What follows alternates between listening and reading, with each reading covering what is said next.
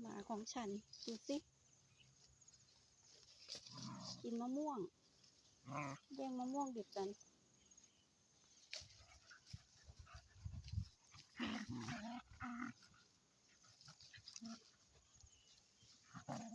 หมาแย่งมะม่วงดิบ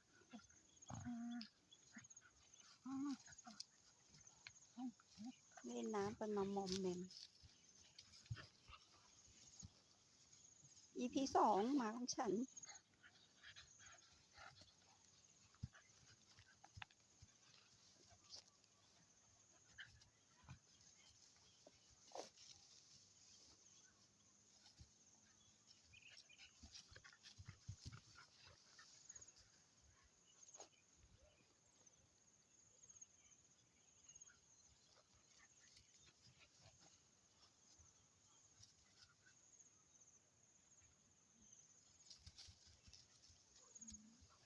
ก็สวยได้แล้ว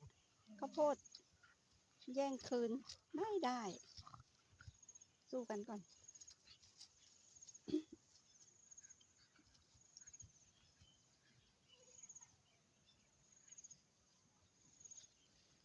เดี๋ยวแต่มะม่วงมาเล่นกันแล้ว